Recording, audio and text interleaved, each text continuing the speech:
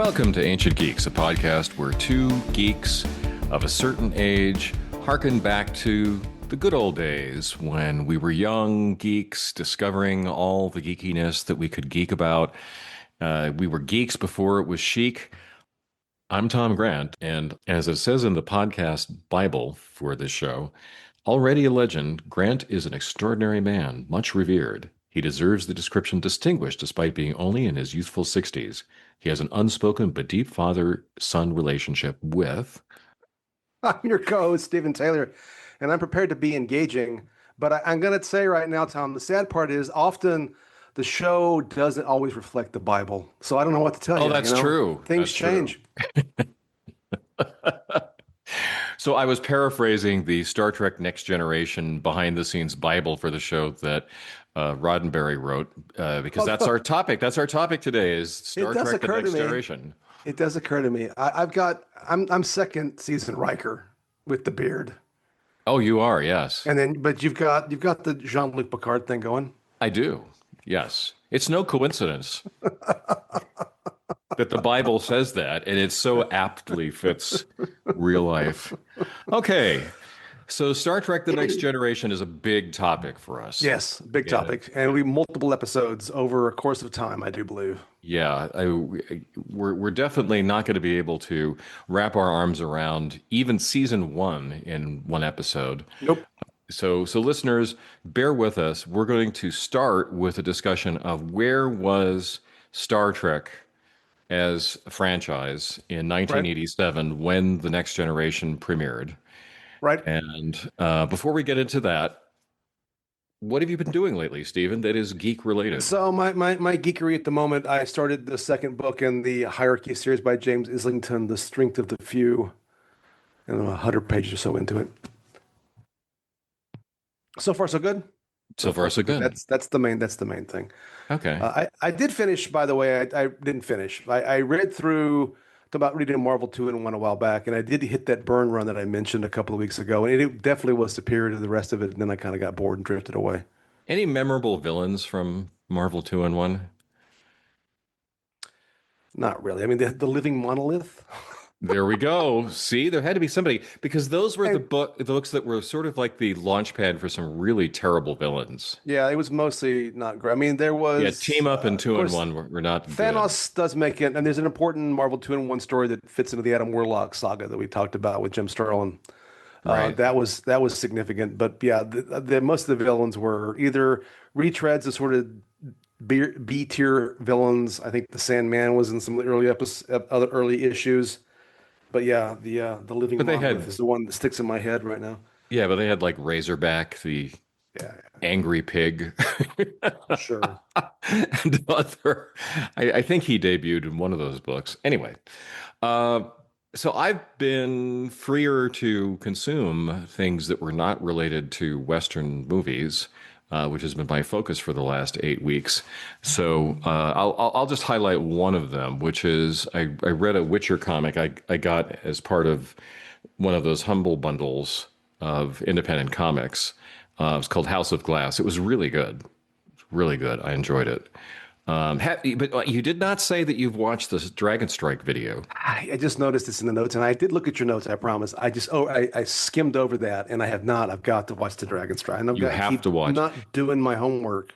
And listeners, you have to watch this. Although I'm going to push back on one level. I'm retired, and I shouldn't have to do homework. But okay, fine. I will watch this. It's not homework. It's a delight. It's a delight. It is an ice cream sundae of geekery. Okay.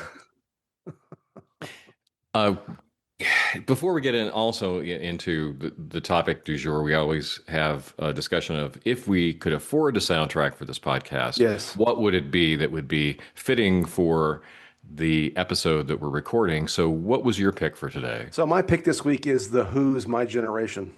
Oh, that's great. Okay. Because we're talking about a new generation. Yeah. Or the next generation. So I found on YouTube, there was a guy who took audio clips of Data and Picard and then brilliantly titled the song Data and Picard, which he then remixed and made it into a song. It was by somebody named Pogo. That was fun. That was fun.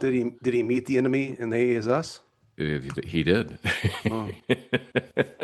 That is a very good deep cut there, I have to say. That is great. Okay, Oh, so Star Trek in 1987 will be yes. the first part of today's episode, and then we'll get into our initial reactions to the news that there was going to be a new Star Trek series, as well as Hmm. our first contact with it. Huh? Get it? Get it? Ah, there you go. There you go. Okay. The point that we're going to make here is that there's a myth about Star Trek: The Next Generation. It sometimes pops up in discussions I've seen, on forums like Reddit or other Hmm. places that in 1987, Star Trek fans were kind of wandering in the desert, thirsty for more Star Trek. The original TV show had ended nearly 20 years earlier, and there was really not anything to provide sustenance to the true fans of Star Trek. And really, the opposite was true. That Star Trek was a vibrant subculture that was fed by both sanctioned sources and unsanctioned sources. We can talk a little bit about whether it had reached a point where some of that was getting a little tired, but in any case, there was a lot there. So I'm going to run through all the different sources of Star Trek content there were at this time, and then we'll talk about each of them and how much of it we consumed and how much of it we enjoyed. So, of course, kind of the starting point are the reruns, which seem to be on all the time. Oh, they were. Yeah. Yeah, you never lost the opportunity to watch the original series. And I don't remember Right. which syndicated station it was in the Southern California market. It might have been Channel 13, but it was always on. Yeah. I mean, I don't like I said before. It was on Channel 39 in the Dallas market, which is where I was until sometime in '83. I think it was Channel 13 when I moved to the LA market. That seems right. Okay. How often did you watch them? And I think in elementary school, um, probably daily. And I watched it frequently after that. I know that kind of in high school for various reasons, I don't think I watched it quite as much. I don't remember when it was on in LA, in that market. I mean, it was on at 6 o'clock, if memory serves, in the Dallas market. So it was like a prime, like dinner time if the TV was on kind of deal. And then I think he was in a different time in California. I do remember watching it on Channel 13, a little later in the evening, I think. But yeah, it was frequent. It was frequent.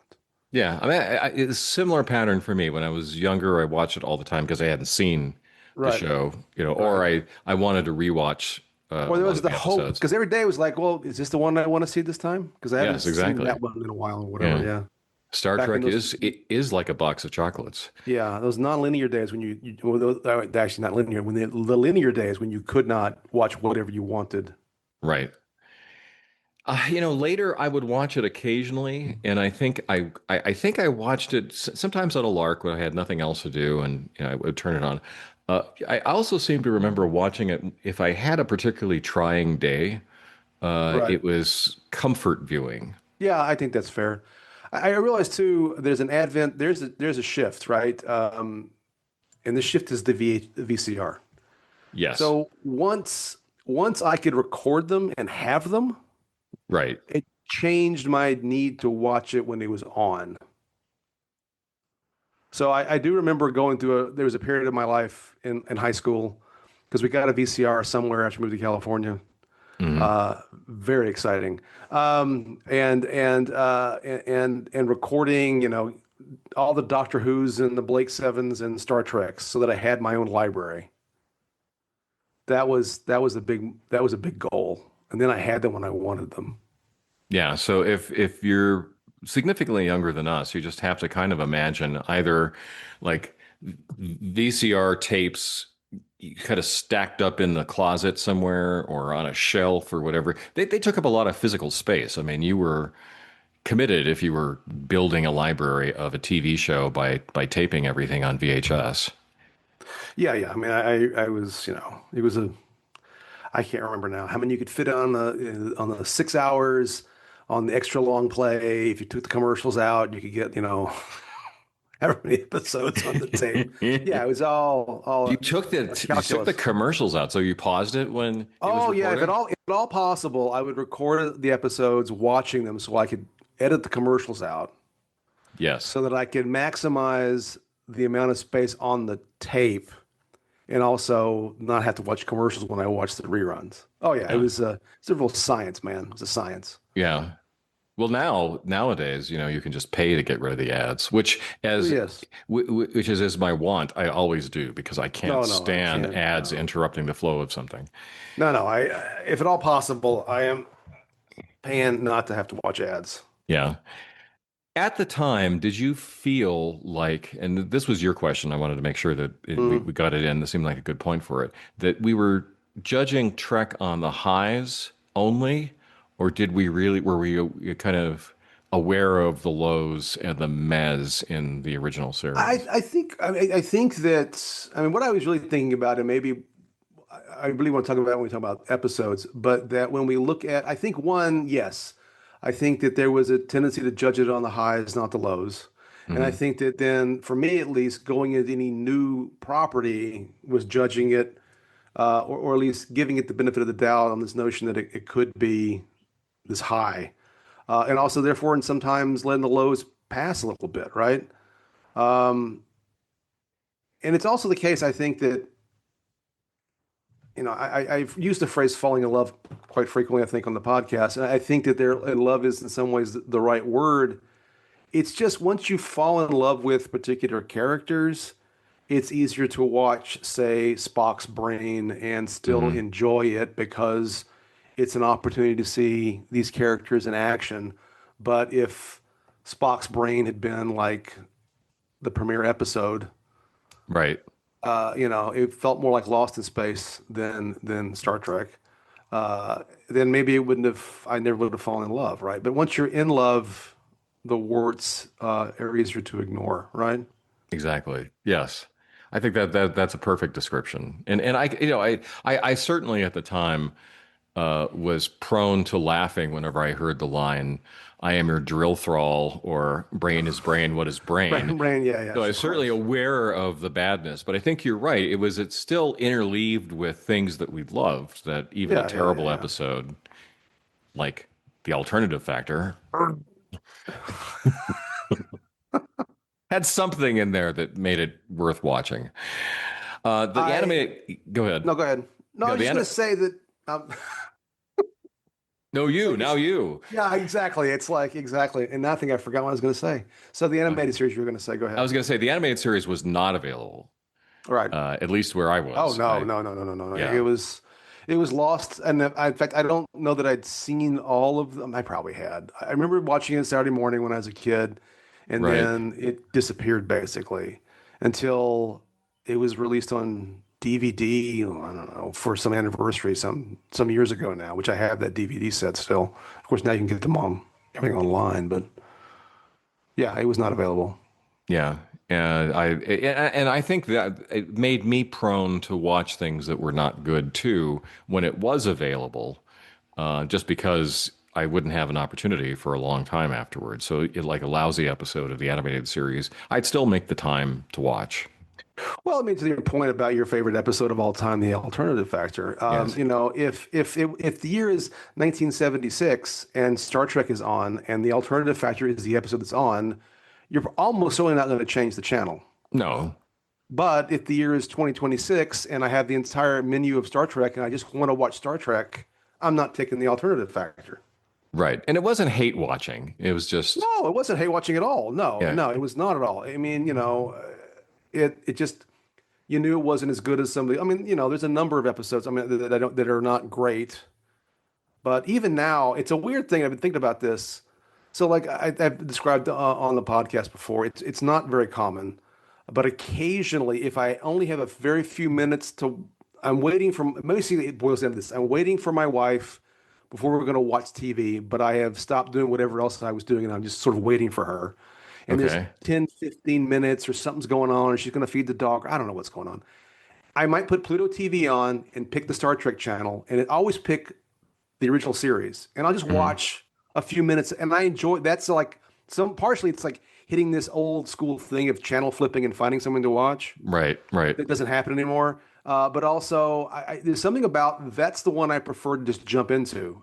Next gen, maybe a little next. I don't want to jump into them. And I love DS9. I think it may be my favorite series, but I typically don't want to just jump into a random DS9 episode. I don't know why, right. but TOS has this sort of, and I think it's coded in my brain for over half a century, so that may be the problem. But it's just sort of interesting sort of exercise that just doesn't otherwise happen anymore. And that Yes. show is the one that draws me in more than anything else, anyway. But Yeah. Okay, so enough of the original series and the animated series. Then, of mhm, course, we had the movies, and we've covered yes, the movies at yes, length on this podcast. Aside from the first movie, by 1987, we'd had two, three, and four. yeah, They were all really good. We hmm, loved the hell out of them.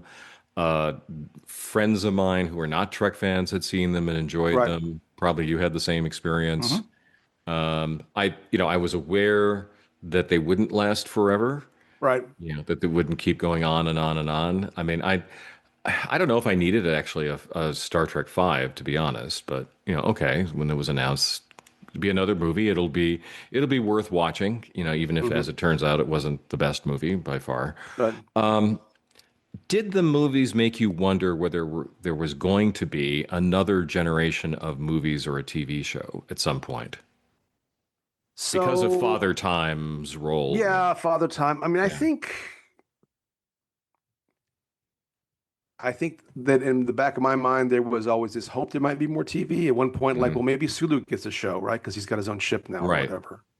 Oh, that's later actually, but there was some rumor about that even before Hmm.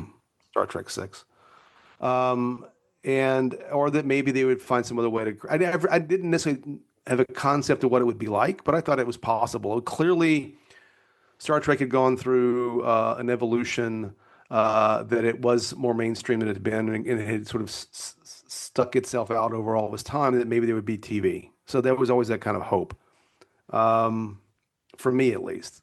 Yes. I know we're about to talk about various other media in which Hmm. Star Trek appeared, but there was this clear understanding, at least in my young geekish mind, or however old I was at this point in time, in my 20s, around not quite 20 actually, that on screen was real. It was real. It was canon. It was official, and anything Right. else was something else.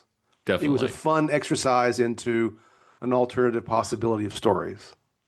So this idea that there would be more official Star Trek was something that I wanted.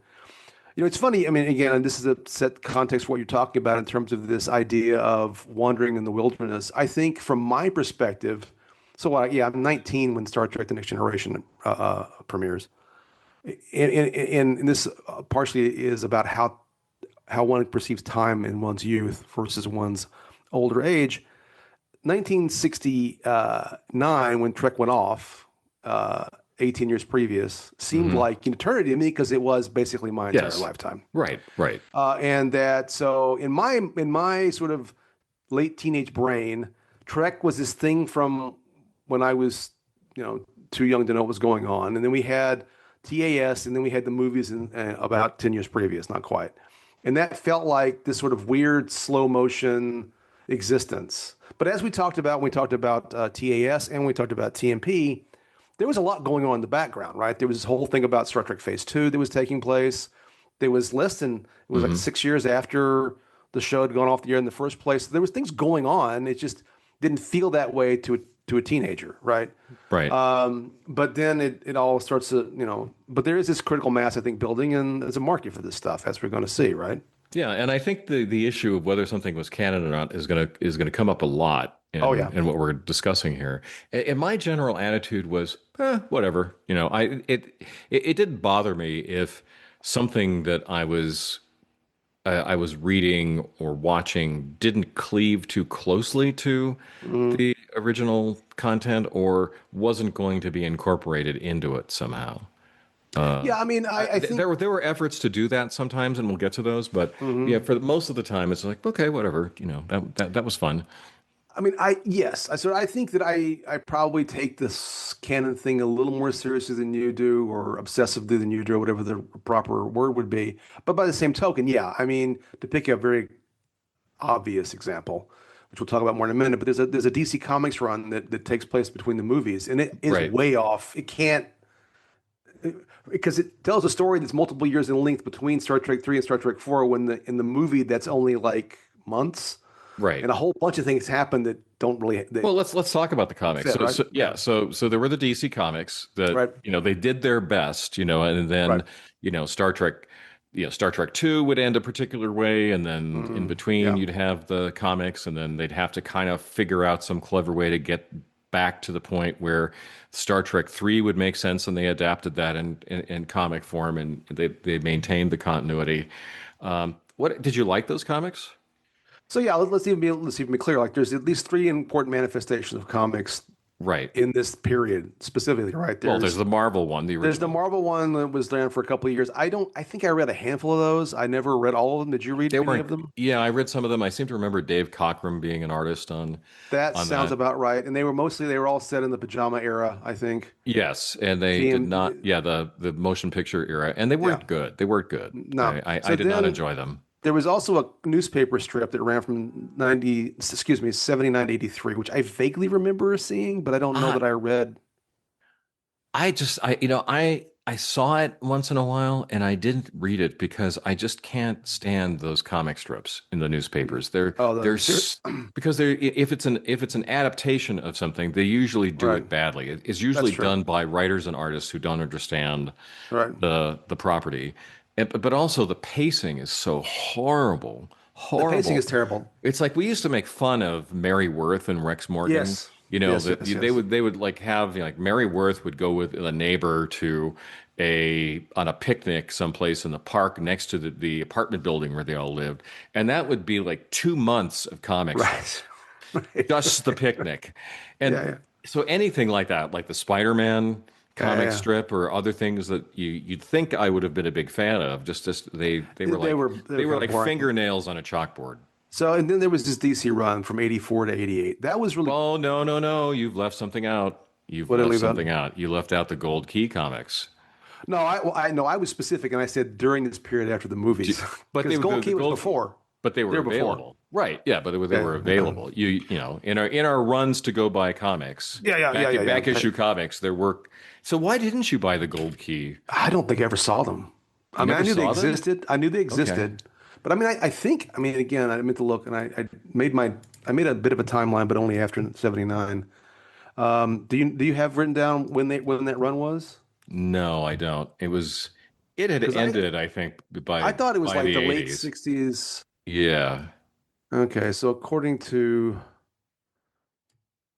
so it ran Well, to just 79. as you're looking this 70, up, so this 79 these actually. comics were probably the most distant from Oh canon yeah, yeah, of yeah. It anything worked. that we're talking about, and not just comics, right? So they were, I don't know, like what the whole story is behind them. We really do need to, talk about them at some point. But yeah, the characters didn't act like the characters. There were weird supernatural elements thrown in. It was just they were just goofy. So it was a 62. It was 62 issues, although apparently the 62nd issue was never published, I according to this. wonder what was in it that had to be suppressed. It, That it was slash fiction with Kirk I and had the Spock. same thought. Yeah. We can't print this. It looks like maybe over time it got closer to a real Star Trek, but yeah, the early ones, the first ones were published in 1967, and I do know that they were only given like very basic notes about the characters in the story. In fact, I was Yes. reading something the other day preparing for the podcast that when they got the original notes, they didn't even know that James Doohan was playing Scotty, so they drew him like looking like somebody else. It was just like that kind of, and the stories don't make it. I mean, I've looked at some of them. You sent me some stuff a while back, but They're I remember, hilarious. yeah, I remember And I seeing read them. I read them in that spirit, just that they were Yeah, sort of unintentionally funny.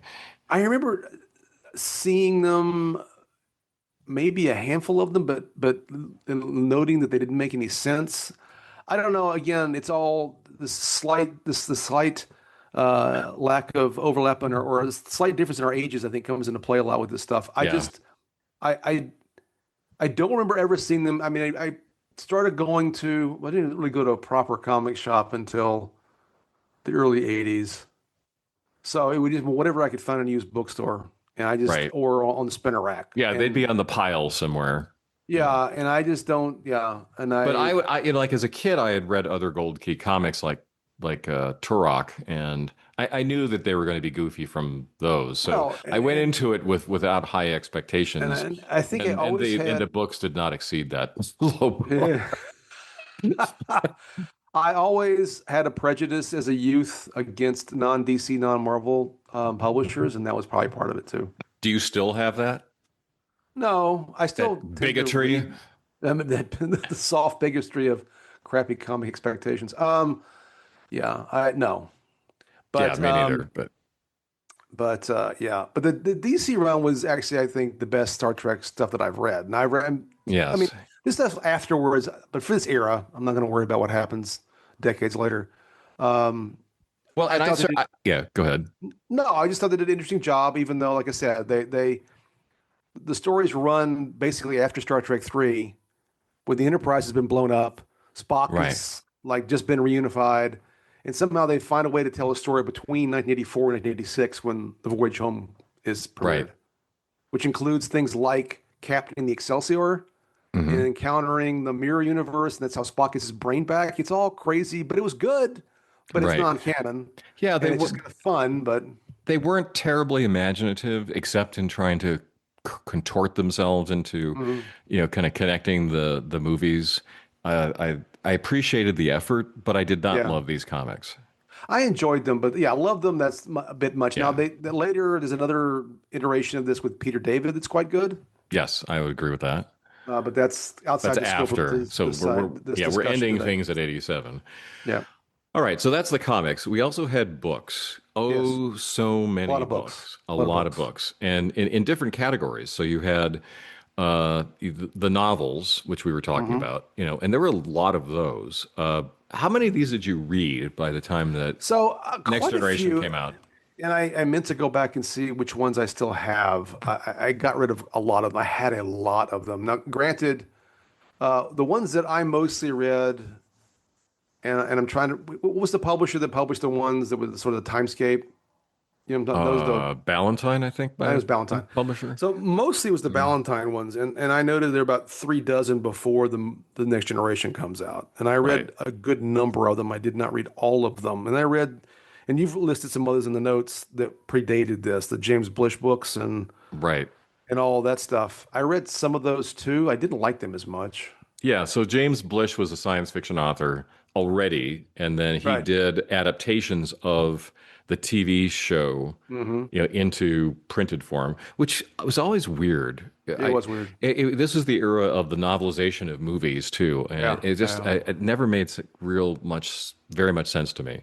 But the ones that were original ideas, so there were attempts to kind of fill in areas where we didn't know a lot about the Star Trek universe. Like there was Right. a famous one by a guy named John Ford, The Final Reflection, which is about the Klingons. Uh-huh. Spock's World tried to tell us more about the Vulcans, had a very interesting twist on them. There was there were other books, not too surprisingly, that tried to give more attention to particular characters. Yes. So Tears of the Singers was Uhura, Crisis on Centaurus was McCoy. Um, there were a lot of Boris Vallejo covers of these books, just kind of going back and Yeah. looking at them. So there was a Although particular you're look to the. violating your own rule with Spock's World. That was 1988. Oh, it was. Oh, I'm sorry. Well, so you're not allowed to talk about it. I'm not okay. All right. No, Well, no, that's fine. It's so yeah, there's and I got them your confused. Yeah, well, agonizer, please. that's right, exactly. Into the booth with you, mister. Yeah, James Butch did all those. They were just numbered and they're like almost like short stories or novellas the way they wrote them. It wasn't, it was each adaptation Yes. and I got some of those um partially because again, without VHS tapes or anything else, that was the only way to access a given story randomly. Mhm.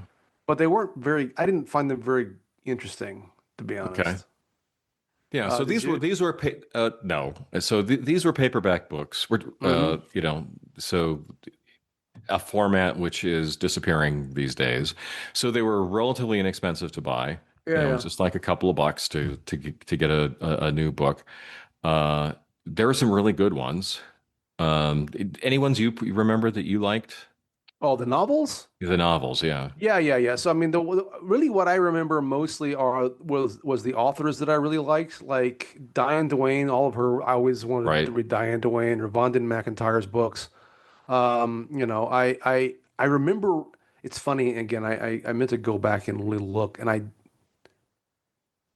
I know I read also Howard Weinstein read some good books. A.C. Crispin. I remember Yesterday's Sun. I remember Hmm. The Final Reflection that you mentioned. I remember reading that one. Yeah. And then all of the Diane Duane's attempts, which I thought I wish they'd actually had used more in the TV show, her attempt to mythologize and fill in the lore for the Romulans. Yes. My enemy, my ally, and some that came later than the Forbidden Zone of 1987, or Beyond the Forbidden Zone. The Romulan Way came out in August of '87. That was a good one. I remember. But I don't remember I remember I remember reading John Ford's How Much for Just a Planet, but I don't remember what it was about really. I remember reading Dreadnought. I remember reading a lot of these books, but a lot of them don't stick in my head to be honest. Well, I mean, they were intended to be, kind of almost, I mean, I don't want to say throwaway, but, No. kind of pulpy stories that you would Yeah. enjoy. They often had, very interesting twists on the Star Trek universe. Like there was one where the you found out more about the Romulans, and it was Yeah. actually, kind of, stayed within canon without kind of upsetting the idea that the Federation didn't really know much about the Right. Romulans other than they fought a war with them and had never seen a live Romulan before. Uh, there were a lot of good books, I think, and overall, I enjoyed these a lot. I mean, I looked No, I did forward to too. more books when they came out. I mean, I would the ones that stick in my head over time are all in the Forbidden Zone Beyond '87. All the Peter David novels are the ones that really stick in my Yes, head. yeah. Those stories I remember, whether and that's TNG and TOS, and other things too. Yeah, they had an Um, interesting mix of different type of stories. they did. So there were, as I said, the ones that were like focused on a particular character or, kind of played with a particular aspect of the setting, like Klingon culture that we wanted to Hmm. find out more about, or were humorous or did other things. So I really always kind of appreciated whoever it was behind these that maintained quality control and recruited writers who could work within the Star Trek universe in an imaginative way. That's right. No, I agree with that.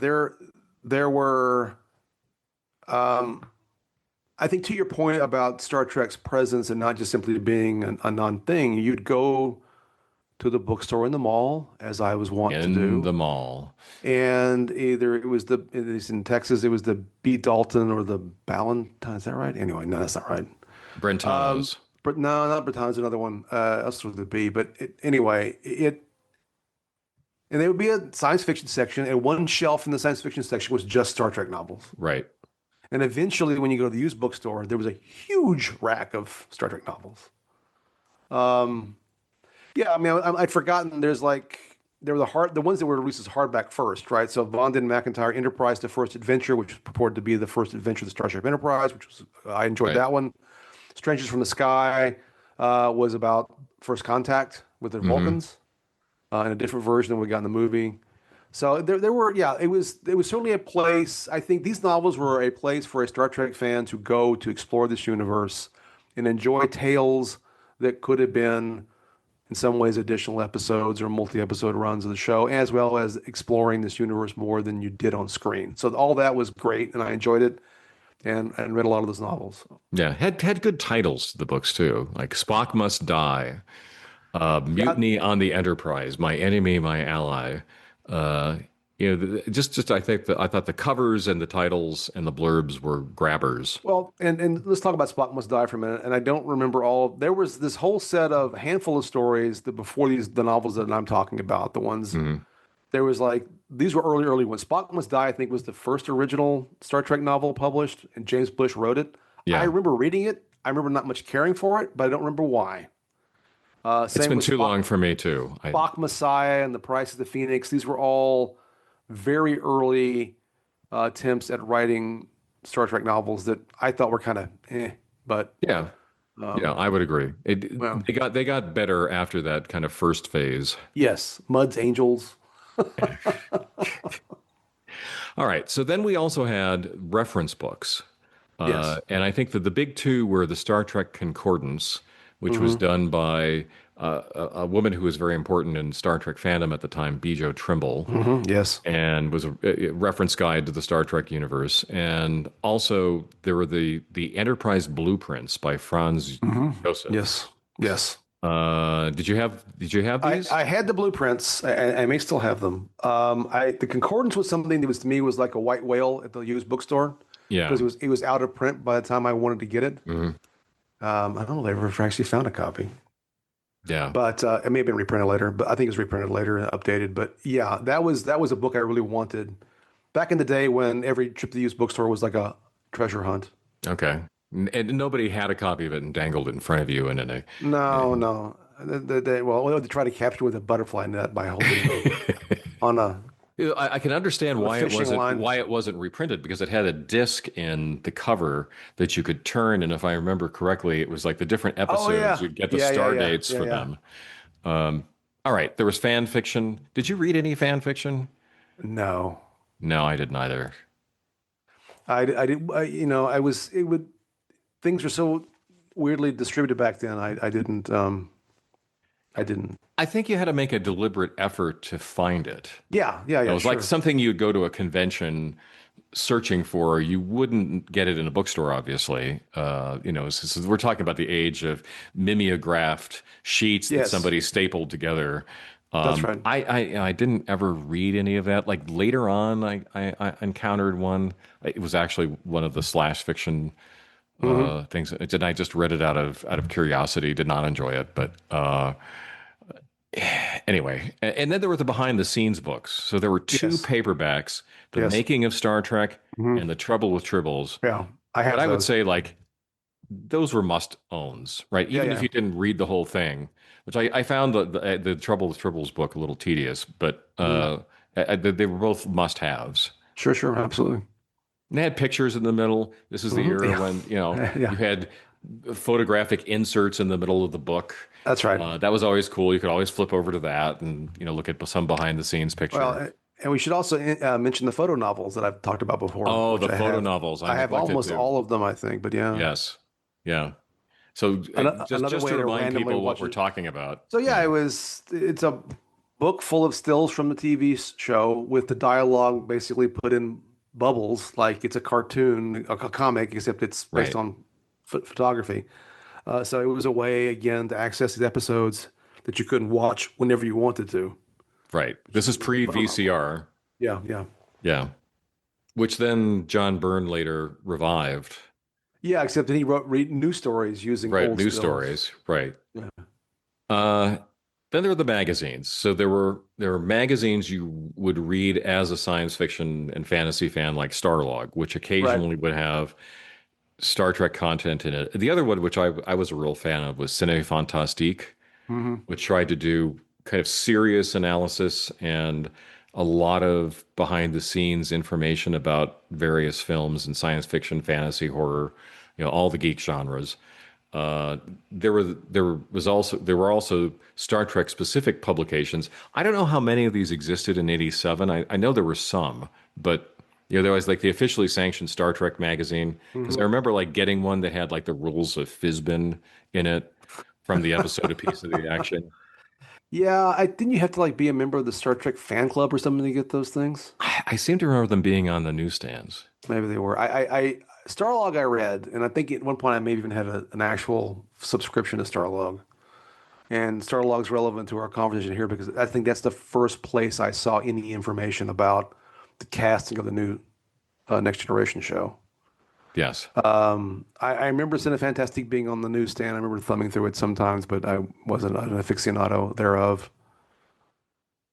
Yeah. That was something I purged that I wish I hadn't. At some point I Yeah. got rid of all my copies of Cine Fantastique, and I wish I still Had them on my shelf. Did you buy these sort of ad hoc or did you subscribe to the So magazines? I think I know at one point I had a subscription for at least for a while, maybe a year to Starlog. Otherwise, it Right. was Okay. often just reading it at the bookstore. Right. Okay. You did what? I know. Well, I did an awful lot of that. Yeah. Did some impatient bookstore owner come over and say, "Hey, Nope. kid"? No, kind of like, yeah.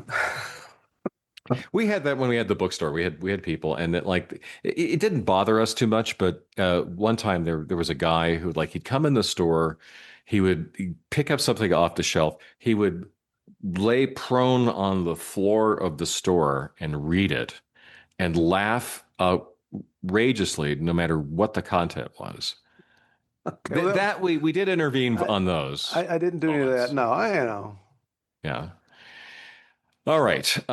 Zines, it sounds like, neither of us really read any of the I don't zines that were out think I there. knew what a zine was until I was an adult. Yeah. I knew mostly through Dungeons and Dragons, Hmm. because there was a zine called Alarms and Excursions, Hmm. which was big if you were into Dungeons and Dragons in a serious way. But otherwise, I really didn't engage with Hmm. that side of either hobby, Star Trek or Right. Dungeons and Dragons. Okay. So we talked about the publications. Any last thoughts Hmm. about those before we move on Yeah. to other? Okay. So games. First, the video games. One of the Yes. first video games at all was a Right. Star Trek game. Yes. I don't know what the official name of this is other than Endless Trek. There were different incarnations of it. It when in the mainframe era, if you Hmm. were in the computer lab working on the mainframe, often you could play this game where you had a starship. Hmm. It wasn't necessarily called the Enterprise. The bad guys weren't necessarily Klingons, but it was fictionalized slightly or just straight out said Yeah. the Enterprise and Klingons. You'd fly around shooting at the Klingons before they conquered the sector that you were responsible for protecting. It was all text based. You typed Yeah. in commands. It was relatively challenging, and it was sort of omnipresent in So in the computer world as it existed at the time, including not like when PCs came out. right. You're talking about the one where, but it was text based, but it would show symbols on the screen, right? Right. Like you'd shoot a Yeah. photon torpedo and then you'd And see an an asterisk. asterisk, Yeah. Yeah. yeah, move across the So screen. So it was I like, I should encountered. explain, it was a grid with little Yeah. dots in there, but or unless it was filled with a spaceship Well, or the whole game was something like a else. multiple interconnected matrix of individual screens, basically. I forgot what they Right. called them. Each screen could have a starbase on it. It could have an enemy on it. It could have nothing. And your scanners would like show you like different symbols, and you would go and you would try to blow up the bad guys. Right. And I first encountered this game. I think it was called Trek X when I encountered Hmm. it on a Commodore PET with a tape drive. Yes. Cassette tape drive. Hmm. I think it had 4K of memory. This computer, in my middle school. In And you lusted after the 8K oh, upgrade absolutely, version. absolutely. My goodness. 8K. Yeah, yeah. That was yeah, 24K. and I've seen various variations over the years. But yeah, that's the Well, first. I had an Apple II that for the longest time I had to like have take a cassette, hook it up to Yeah, yeah, the yeah, yeah, hook it yeah. up to the computer and load the software into it. Yep. Those were the days. Those were Oh the yeah. days. So we had the same experience with Yes, yes, computers. yes, yes. Um, I wasn't a Commodore guy. They just happened to have this Commodore at school. It was like the one computer that Yeah, we had. It was like the only computer that I knew of on campus. yeah, And, I was in a class that had access to it. And it was, yeah. yeah. I, Did I, I, you did you I, like playing that game? I did. I enjoyed the game. Yeah, it was fun. It seemed tangentially connected to Star Trek. Yeah, the one that I played definitely used all the Trek terminology. I found Yeah. one for the iPad, actually. I've got a version of it on my iPad. Oh, really? Yeah. Yeah. So again, a lot of these were official but fictionalized. Once it Yeah, yeah. became Yeah. commercially available to Right. Commodore or the PC Junior or whatever the platform was. Some of them were fan made. There was one I played one time, which was kind of memorable. It was a multiplayer version, and you could play i- not just the Federation, but also the Romulans and the Hmm. Klingons. And Okay. I foolishly, 'cause I'd never played this before, I foolishly said, "Oh, it'd be cool to play the Romulans," and I really wasn't good at the controls, and I was getting confused, and somebody else yelled at me like from across the room at another workstation saying, you just keep decloaking and cloaking over and over again and we can all see you." Yeah, that's not good. Yeah, I was not an effective player of that game. There were arcade games. I think the one that Yeah. really stood out for me was the one where you would sit down Yes. Yes. and Yes. you'd fight the enemy, and including like you had Nomad in it who would come out after Oh, you. that's right. I forgot about that. You're right. No, I remember playing that game. I always enjoyed that game. Yeah. And then you had like the early computer games that weren't this Trek X endless Trek sort of Right. game, Right. but were like text-based adventures or Yeah. combination of Yeah. text-based adventures and other details, or were video games. Simon and Schuster was a big publisher of these. There were Yes. three of these. Did you play any of those?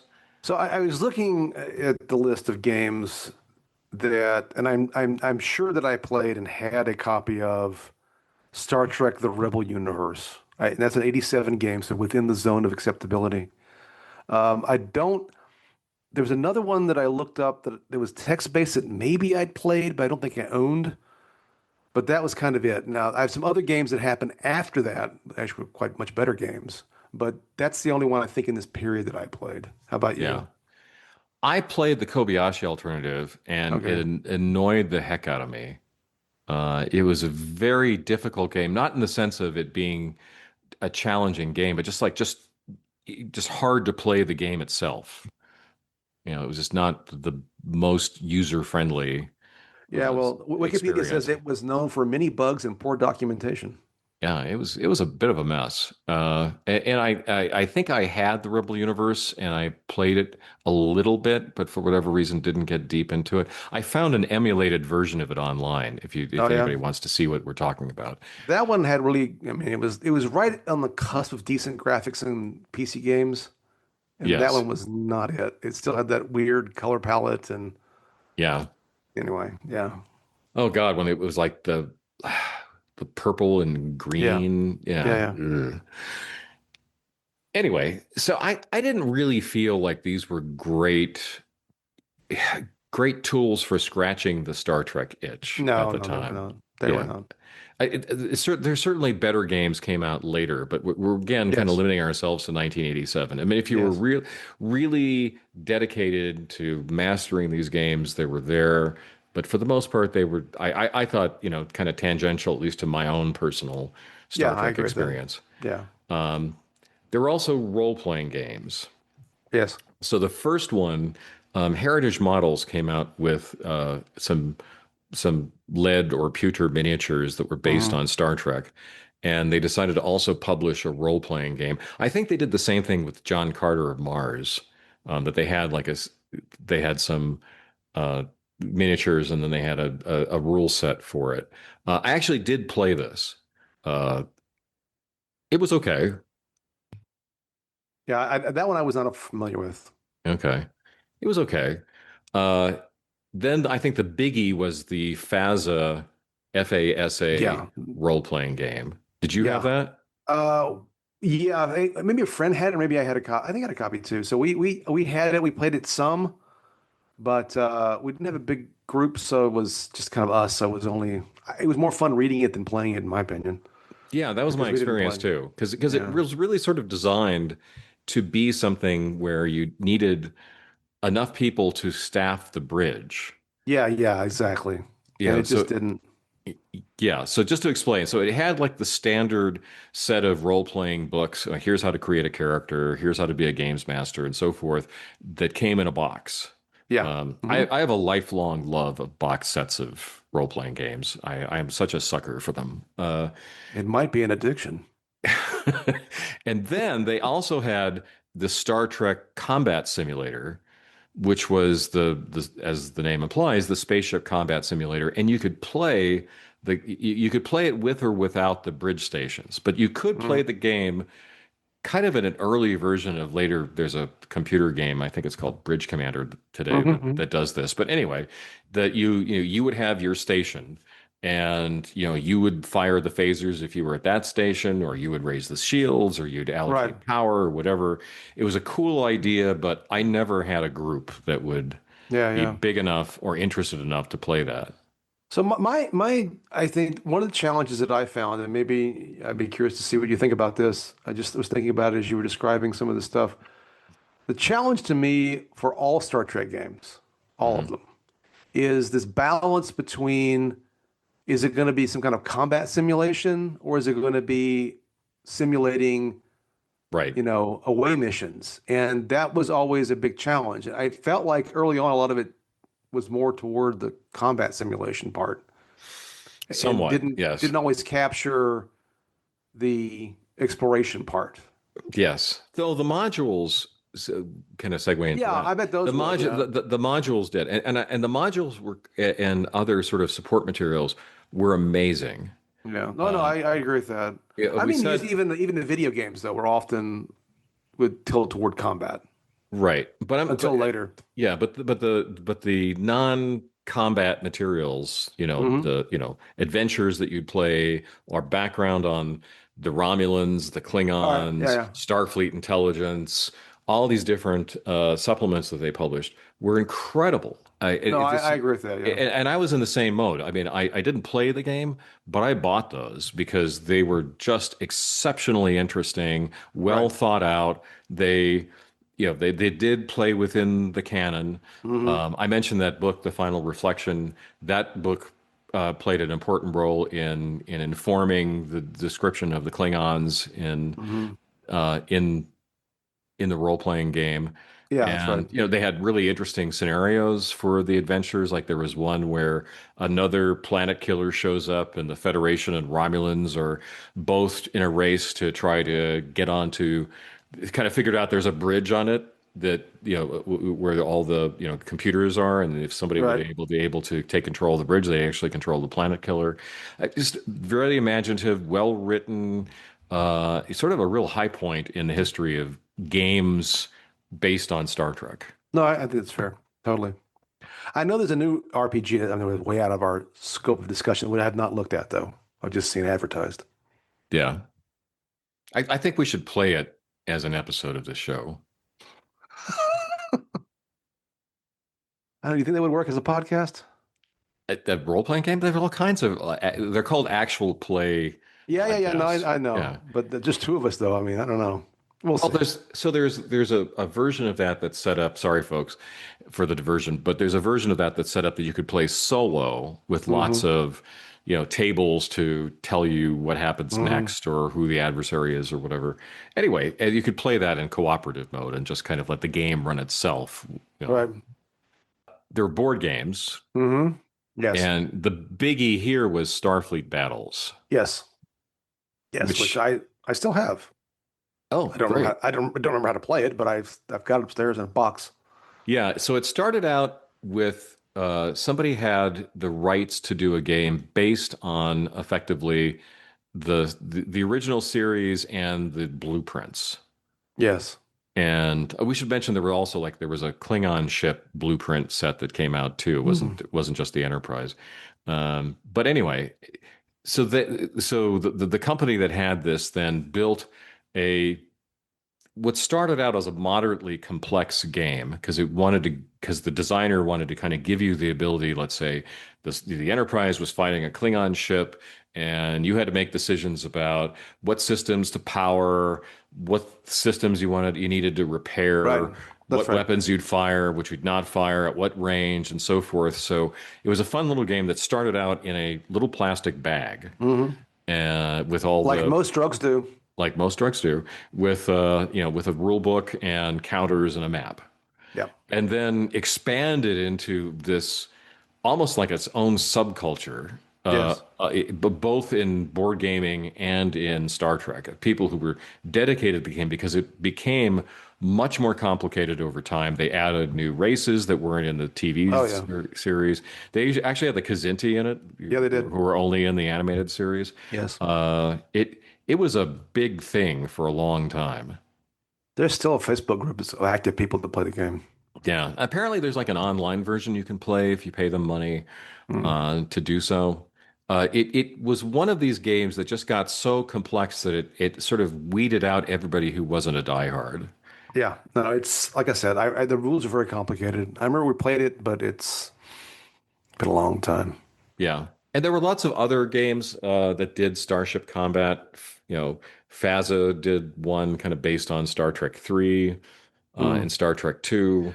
There was do you remember there was a board game that came out after TMP that had little enterprise Yes, uh the playing pieces. I don't. It was kind of an exploration game, but I don't. I remember a friend of mine had it. I never had it, but yeah. yeah. There was a Starship simulator that you had like a square with the image of the starship on it and Hmm. on the table, and then your enemy was at the other side of the table, and you had to, with a string attached to the middle of the the Yeah. starship, you had to first say, "Okay, I'm going to fire my phasers at 73 degrees," and then you stretch the string out, covering the 73-degree Right. part of the ring around the ship, and Right. figured out if you hit the enemy. It Yeah. was strange. Yeah. It That's was why you have strange. to lock phasers on target. God, and I remember playing this with a guy who said, like, we're playing the game. He's like, I'm not into this. I said, no, no, no, keep trying, keep trying. And every time I looked away, like he would tug on the string of my ship Hmm. just to screw with me. And when I figured it out, I got so upset. It's like, you're not taking this game seriously enough. Actually, it reminds me that this stirs a memory. I made it this game. I don't know if I stole it from somebody else or made it up myself, where you would draw like a piece of paper, two friends. You would draw like spaceships on the piece of paper, and then the fire, you put the pencil like at the tip of your ship and try to Mhm. flick it to try to draw a line. If you hit the ship, it impacts. So kind of the same thing with the strings. So this Wow. pencil, flipping this pencil. Yeah, yeah. If you intersected the other guy's ship, you blew it up. But if you missed, you missed. You You take turns should doing it till you blew now up your ships. see now in retirement, you could become a game designer. There we go. Yeah, the pencil flipping ship The game. pencil flipping. There are games where you flick things. Yeah, yeah, yeah, Yeah, like to simulate I'm shooting an arrow at the yeah, skeleton yeah. and you Right, flick something to right, represent the right, right. arrow. Oh, okay. Uh, I thought the best of these games was the West End Star Trek The Adventure game, which I checked did come out by 1987, where it Okay, was sort of, like a combination board game and choose your own adventure game, and you could go through scenarios from the original TV series, okay, but you could do it also as the Klingons. okay. So, yeah. That one I'm not familiar with. Yeah, that was fun. I enjoyed that. You could play it solitary, you could play it with two people, if I remember correctly. And you could say, okay, well, you discovered Charlie X and you realize there's something wrong with him. So you just pull out your disruptor, Shoot him. just shoot him. Um, right. So we're kind of wrapping up Star Trek culture at the time. There's lots of merchandise, like TV, T-shirts and Yes. pins and buttons and so forth you Right. could buy. Often they were available at conventions or stores like the one that my family used to have. And speaking of conventions, were you a regular convention attendee? No, I've only ever been to one Star Trek convention. It had to have been just outside the scope of our timeline here. It would have been after 87. I'm guessing 88 or 89. It definitely was before 90. So it was somewhere in there. Yeah. I Did I I? was not, Star Trek conventions would come along. Occasionally I would go to one, and there's certainly like there was a Star Trek presence at other science fiction Hmm. or comics conventions. I was never outside of like the kind of the commercial reason to be there as a vendor. Hmm. I was never really a huge fan of conventions in general. Yeah, I've Like, only ever been to two sci-fi conventions, period. So it's not like, yeah, I'm not yeah, it's funny that we're both like that. Because I wouldn't, I think there's a big one that happens in Atlanta every year, and I thought about going, but I'm like, nah. Well, I'd have to go by myself, I think, so that would be no fun. Yeah. Um, Now, I did drag my ex-girlfriend, i.e., my wife, to the one in Los Angeles at the time. Oh, Um, yeah, she went with me on that one. She remembers, but yeah, I don't think she's going to go to another one.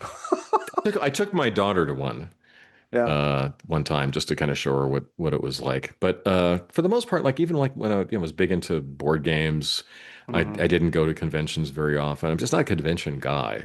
Yeah, yeah. But it's worth mentioning that that was an important hub of the Star Trek community Oh, at the yeah, time. yeah, yeah. People Especially, would yeah. people would show up because they wanted to buy Star Trek related Hmm. merchandise in the Hmm. dealer's room. They would get into the costume contest, what we now call cosplay. Hmm. They would even have people who would write Star Trek songs and they would perform them at conventions. Yes, yes, yes, The yes. Filkers who Filk. Uh, Oh dear. Yes, it's true. It's true. so there was a lot Yeah, there was a to lot. consume. There was a lot to consume, and a lot of it, was very respectful of the original series and the animated series and the movies. There's a lot that attempted to expand it. There was a lot that attempted to play with it. At its heart, there was some perception of what we thought Star Trek was, Right. which was unstated. But there was, I think, everybody had a particular, I don't know what, a core of Star Trek that they really felt strongly about, Hmm. expressed in all these different ways. Right.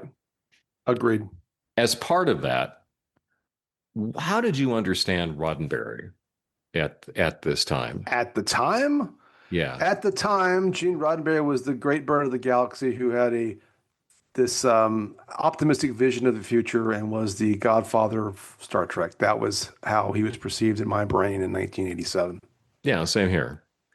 And he was removed from a lot of the activities that we were talking about. Like he wasn't, he wasn't obviously involved in the movies other than the first one to the degree that he was in the original series. That was visible at the time. Yeah, I don't know that I totally understood that at the time. Yeah, he did write books. He didn't, sanction games. He was, as I said, sort of like maybe the Pope of Star Trek, but wasn't involved in a lot of other things that were going on in the Star Trek See, world. my perception, I mean, I think you're right in the sense that, he kind of got the boot after the no motion picture. He got moved to be a consultant on the rest of those movies at that point. He But I know he was active through his Lincoln Enterprises business, through selling merch. I guess he did tour the country doing speeches and things, I'm pretty sure. Yeah. And then I think somewhat to the point of where we are right now was becoming a little more prominent because of Next Generation coming back to television, because he was the showrunner and executive producer and creator. Hmm. And then, like things like, did you watch that intro that I talked about on the Yes. cage? Hmm. So there's in '86 they released The Cage on VHS, and there's a wraparound intro of Gene Roddenberry on the set of one of the movies doing, I don't know who directed that thing, where he's like standing with his hand like Oh, hand on the yes. wall, and then the shots up. It was like very The strange. creepy grin. Yeah, it was really weird, Yeah. but that was very much, I think, part of that mythology, which was the whole, well, we made this show and it's too cerebral, and so then we had to make the second pilot, and he pats himself on the back quite a bit in that intro about how he was, doing racial diversity and whatnot, Hmm. on the bridge or on the show, which mostly meant in that particular pilot the Asian guy in the transporter room. But anyway, Right. but still, Be that as um, it may. it was there was a lot of, I think, at this point with Roddenberry, with the fans, and still even now, right? This was self-congratulatory stuff about this invention that, I mean, again, he deserves quite a bit of credit. I think he gets more credit than is warranted, or even that you sent me a video clip of the TNG crew or the cast on a TV show being interviewed, and they're all, same kind of the mythologizing. There's a lot of mythologizing of Roddenberry at this point in time. Right. And I think maybe my Pope analogy is wrong because he was more a figurehead. I mean, like we all felt like it's great that he created all of this. God bless him, but I didn't feel he needed to be a presence in the Well, world of Star Trek in the 1980s for me to enjoy Star Trek. no, I agree with that, but I think your Pope analogy has some salience at that moment in time because I think that at least when anyone talked about Star Trek, they do it still now, right? They basically talk Yes. about Gene Roddenberry's vision of the future. And I think there's some truth to that, but I think the truth is also more complicated than that. As you know, we've made allusions on the podcast before. I'm sure we'll talk about it even more into the future. But Star Trek is not just out of Gene Roddenberry's head. It's Gene Coon and it's DC Fontana and it's a whole bunch of other writers and folks that sort of blazed his path. And it's not. And I don't even know that Gene had. When you really watch Star Trek, the original series, um, with a critical eye to this question of is this really supposed to be creating this utopian future? I don't think it is present in TOS. Now he tries in TNG, which we'll talk more about when we Hmm. talk about episodes, that somehow we've reached this sort of, you know, post material paradise on Earth kind of thing, which is like you mentioned the Bible of the show. That's what it basically says in the Bible about Right. Earth. And that, human conflict has all been kind of taken care of, and we're all just being our best selves out in space. I think his own self understanding of his own vision changes during this period of time and is reflected in TNG in a way that it really wasn't as reflected in TOS, despite what was often said on the convention circuit. That was Right. my view. Yeah. My view now and somewhat then too. Yeah, and I wanted to bring him up immediately after talking about all the different Star Trek content that was available because I never felt like any of these things went outside the lines. Like I didn't feel like they really violated what I enjoyed about Star Trek. And it No, wasn't no, it wasn't even just like a sense of canon. It's like no, no, no, no. That's whatever fair. the essence of Star Trek was, whether it's the role-playing game that we were talking about that added a whole bunch of information we didn't have about the Romulans, and maybe that would be sustained in the books or comics or games or other games or whatever. Maybe it didn't, but it was just fine. Somehow, without Roddenberry being the arbiter of all of this, Mhm. Paramount somehow kept everything within the domain of things that felt a lot like Star Trek and we could enjoy. Yeah, I think Paramount did a good job of sort of its licensing, and I also think that there seemed to be at least an ethos of people who really cared about this stuff and wanted it to make some semblance of sense. And I guess we were lucky they're the ones that got to do a lot of this writing, right? I mean, Right. again, the novelists in particular are good examples of this. They really wanted to cleave to an established universe and then just go off willy-nilly wherever they wanted to Yeah. go. Yeah, and it's not And just Paramount. It's the creators themselves were yeah, yeah, dedicated to staying within the vision of what Star Trek was, even as they were adding to it or slightly reinterpreting it. right, And you never had people, I felt like, who were saying, "I need to deconstruct Star Trek. I need right, to subvert expectations about Star Trek." right. No, Yeah, that's true. Yeah. yeah. The way like, since I just finished 8 weeks of talking about Westerns, the way that there was an overt effort, in the Western genre in the Hmm. 1960s to like redefine the Western. Star Trek was a property. A lot of people loved it. It wasn't Yeah. really quite mainstream, it was Right. still on the fringes Right. of popular culture as big as it was, but it was still something that was sustained effectively through a couple of decades without jumping off the rails at all. Yeah, I think that, and I was going to bring up the love thing, and you said it. I think there were a lot of people that loved the property, and I think that the analogy that comes to mind, which may be imperfect, is Marvel Comics, which is, Stan Lee, who often gets a little bit used to get perhaps a little too up in himself as to how much he created and what he Yes. created, and he created a lot of stuff. I mean, again, be clear to anybody listening, whether it's Stan Lee or Gene Roddenberry, they deserve a great deal of credit. I'm not saying that they don't. I'm just saying that both of them kind of took on a persona of the great godfather of whatever this thing was. Hmm. But you don't Marvel Comics during this era, right, from Fantastic Four to into the late '80s, is it's set in motion. But there are a whole lot of people, a whole lot of creators who love the stuff and want to play within the universe created and help expand the universe without breaking it, right? And there's Right. some similarity to this, right, to Star Trek in this moment in time, right? Different writers and creators and thinkers who loved the basic parameters, didn't want to break those parameters, but wanted to flesh it out. And I think that's kind of what we got Yeah. during this period.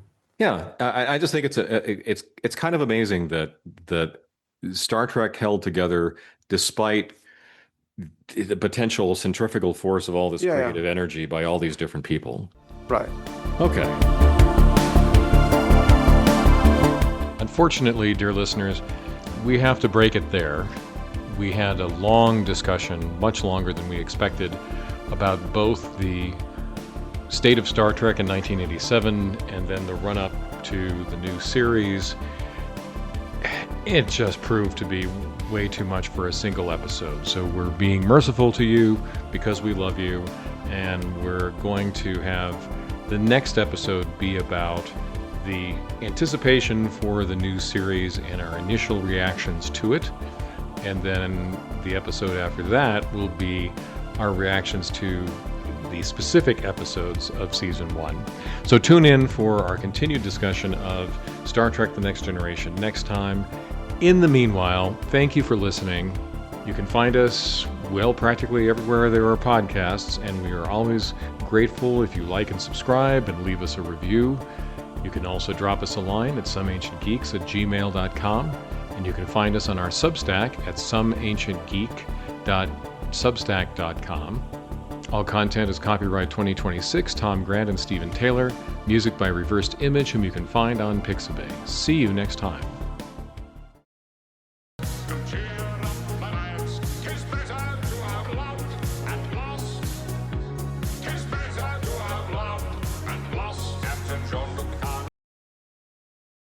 Welcome to Ancient Geeks, a podcast by two friends of a certain age that take on. Oh, dang it. Let's start like all over again. And I'm your co. I am your